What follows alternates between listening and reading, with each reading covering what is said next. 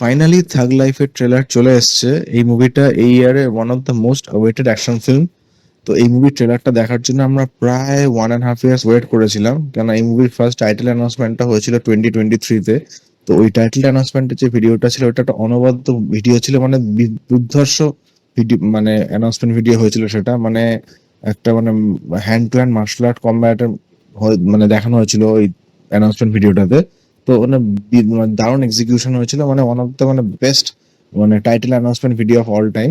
তো তারপর থেকেই অডিয়েন্সের মনে একটা বিশাল এক্সপেকটেশন ছিল, এবং যেহেতু মানিরত্নম এবং কমল হাসান অনেক বছর পর মানে কোলাবোরেট করছে, তো অবভিয়াসলি একটা এক্সপেকটেশনটা হিউজ অডিয়েন্সের তরফ থেকে। তো ফাইনালি এই মুভি ট্রেলারটা কেমন হলো, কি কি পজিটিভ কি কি নেগেটিভ, সেটা নিয়ে আমরা কথা বলবো। তো এই ট্রেলারের শুরুতে আমরা দেখতে পাচ্ছি যে মানে যে প্লট লাইনটা, সেটা হচ্ছে যে কমল হাসান একজন থাগ বা গ্যাংস্টার। তো তাকে একটা ছোট একটা বাচ্চা একটা পাস্টে তাকে মানে মানে মৃত্যুর মুখ থেকে ফিরিয়ে এনেছিল কোনোভাবে, এবং তারপর থেকে সে ছেলেটাকে সে অ্যাডাপ্ট করেছে এবং নিজের ছেলের মতনই তাকে বড় করে তুলেছে। তো এই ছেলেটা বড় হয়ে এসটিআর মানে সিম্বু, তামিল অ্যাক্টর এসটিআর যে রোলটা প্লে করছেন, সে বড় হয়ে হবে। তো খুব ভালো কেমিস্ট্রি তাদের মধ্যে, একদম ফাদার সন বন্ডিং খুব ভালো, লাইক জাস্ট লাইক ফাদার সন। কিন্তু যেহেতু মানে কমল হাসান বড় গ্যাংস্টার বা থা, তো সে একটা সার্টেন টাইমের পর তার বিজনেসটা বা তার যে এম্পায়ার সে যে চালায় সাম্রাজ্যটা, সেটা হ্যান্ড ওভার করবে সিম্বুকে মানে এসটিআর কে। এবং তারপর থেকে আস্তে আস্তে আস্তে একটা পাওয়ার একটা স্ট্রাগল তৈরি হবে এবং আস্তে একটা টাসল তৈরি হবে এই দুটো ক্যারেক্টারের মধ্যে। তো তারা হেড টু হেড তারা ক্ল্যাশ করবে, এবং তাদের মধ্যে একটা বিশাল বড় একটা মানে এবার বিশাল বড় একটা মানে কি বলবো, একটা মতভেদ বা একটা মানে ক্ল্যাশ তৈরি হবে বিভিন্ন সিচুয়েশনের জন্য। সেটা পুরোপুরি রিভিল হয়নি ট্রেলারে, পুরোপুরি সেটা স্টোরিটাকে রিভিল করা হয়নি, এটা থ্রিল মেনটেন হয়েছে যে কেন তাদের মধ্যে ক্ল্যাশটা তৈরি হবে বা কি মানে কি কারণে বা কারা তৈরি করবে। মানে এটা কার মানে কোনো এটা কোনো ষড়যন্ত্র বা অন্য কোনো কারোর কিছু প্ল্যান কিনা। তো এটা হচ্ছে বেসিক মানে এটাই বেসিক গ্লিমস মানে স্টোরিটা যেটা আমরা ট্রেলার থেকে পেয়েছি। এবার পজিটিভ কি কি লাগলো ট্রেলারে সেটা নিয়ে বলবো। সেটা হচ্ছে যে কামাল হাসানের যে স্ক্রিন প্রেজেন্স, মানে যে কটা সিনে তাকে আমরা দেখতে পেয়েছি ট্রেলারে, মানে অসাম, মাইন্ড ব্লোয়িং, মানে জাস্ট মানে চোখ ছড়ানো যাচ্ছে না। মানে যে কটা সিনে এসছে, সেটা রোমান্টিক সিন হোক, কমেডি হোক বা নর্মাল কোনো ডায়লগ ডেলিভারি হোক, আর অ্যাকশন সিন নিয়ে তো কোনো কথাই হবে না। মানে একটা মানে রেলওয়ে ওভারব্রিজে একটা ফাইট সিন আছে, সেটাকে মার্শাল আর্ট মানে বোঝাই যাচ্ছে হ্যান্ড টু হ্যান্ড, মানে কোনো কুংফু বা ওরকম কোনো স্টাইলে সেটা অ্যাকশনটা হবে। তো অনবদ্য এক্সিকিউশনটা, মানে ক্যামেরা ওয়ার্ক খুব ব্রিলিয়ান্ট। তো মানিরত্নম মানে মানিরত্নম স্যারের মুভিতে জানি এই লেভেলের অ্যাকশন হয়তো আমরা দেখিনি রিসেন্ট টাইমসে, কিন্তু এই মুভিতে আমার মনে হচ্ছে ওনার মানে টোটাল মানে যা যা যা মুভিজ উনি করেছেন, তো আমার মনে হয় এই মুভিটাতে মানে ব্যাপক পরিমাণে অ্যাকশন থাকবে এবং অ্যাকশন সিনসের মানে ডিউরেশনটা অনেক বেশি থাকবে। ট্রেলার থেকে সেটাই মনে হচ্ছে।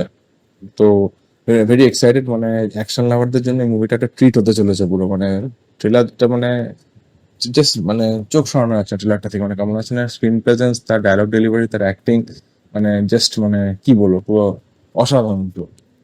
এবার বাকি ক্যারেক্টার্সদের কথা যদি আসি, যে এসটিআর যে রোলটা প্লে করেছে মানে কমল হাসানের মানে অ্যাডাপটিভ সান হিসেবে, পালিত পুত্র হিসেবে, তো তার রোলটা আমি তার এর আগে তার কোনো মুভি আমি দেখিনি। তো এটাই আমি ফার্স্ট তাকে অন স্ক্রিন দেখছি মানে এই ট্রেলারের মাধ্যমে। তো আমার তার স্ক্রিন প্রেজেন্স বা ডায়লগ ডেলিভারিটা খুব আহামরি কিছু লাগেনি, মানে ঠিকঠাক লেগেছে। মানে আর বিশেষ করে কমল হাসানের সামনে যখন দুজনে মিলে স্ক্রিনটা শেয়ার করছে, সেখানে জাস্ট মানে সে ঠিক মানে ঠিক পাত্তা পাচ্ছে না, মানে স্ক্রিন প্রেজেন্স কমল হাসান পুরোটাকে ওভারশ্যাডো করে যাচ্ছে। তো তার পারফরমেন্সটা আমার মোটামুটি খুব মানে ইম্প্যাক্ট ফেলতে পারেনি। এবং বাকি ক্যারেক্টার যে তৃষা কৃষ্ণান বা মহেশ পাঞ্জের আরো কয়েকজনকে আমরা দেখলাম, তাদেরও খুব ছোট করেই দেখানো হয়েছে, তেমন ফোকাস করা হয়নি। এই মেনলি কমল হাসান আর এসটিআর এর এই ক্যারেক্টারটার উপরেই বেশি ফোকাস রাখা হয়েছে ট্রেলারে। এবং আরো অনেক এটা মানে অনেক বড় কাস্টিং আছে, তো অনেক বড় কাস্টিং, তো তাদের সবার জাস্ট গ্লিপস গুলো দেখানো হয়েছে বাকি ক্যারেক্টার্স। তো এই মুভিটাই জুন মাসে রিলিজ করছে। তো ট্রেলারটা দেখে বেশ মানে ভালোই লাগলো আমাদের, মানে বেশ মানে একটা মাফিয়া গ্যাংস্টার প্লটে, যে মানে মাফিয়া গ্যাংস্টার ব্যাকড্রপে তো মুভিটা হচ্ছে, এবার একটা ফাদার সন একটা মানে অ্যাঙ্গেল রাখা হয়েছে, একটা ইমোশনাল, যে যে একসাথে যে বাচ্চাকে যে ছেলেটাকে সে বড় করেছে ছোট থেকে, তার সঙ্গেই মানে ফিউচারে একটা মানে ক্লাস তৈরি হচ্ছে, দুজন জনকে মারার জন্য উঠে পড়ে লেগেছে। তো এটাই গল্পের বেসিক থিম। তো সেটাকে খুব ভালোভাবে ট্রেলারে মানে একটা ট্রেলারটা খুব সুন্দর করে মানে করা হচ্ছে, যাতে মানে পুরো স্টোরিটা রিভিল করেনি এবং দর্শকের মানে একটা ইন্টারেস্ট রয়ে গেছে তো মুভিটা আমার মনে হয় একটা এক্সপেকটেশন ওই সময় তৈরি হয়েছে ট্রেলারটা দেখে। তো একটা থ্রিলও তৈরি হয়েছে। তো ওভারঅল বেশ প্রমিসিং লেগেছে ট্রেলারটা। বেশ ফাইট সিনস গুলো দারুণ, মানে ক্যামেরা ওয়ার্ক দারুণ, পিকচারাইজেশন, মানে মানে কমল হাসানের ফ্যান্সদের কাছে তো এটা ট্রিট হতেই চলেছে। মানে দুর্ধর্ষ, মানে one of the best film হতে চলেছে ওনার কেরিয়ারে। তো আপনাদের সবার ট্রেলারটা কেমন লেগেছে অবশ্যই জানাবেন। আমার তো বেশ প্রমিসিং লেগেছে। মানে মানে আই লাভ অ্যাকশন ফিল্মস। তো I am looking forward for this to watch this movie. তো আপনাদের কেমন লেগেছে আপনারা অবশ্যই কমেন্টসে জানাবেন।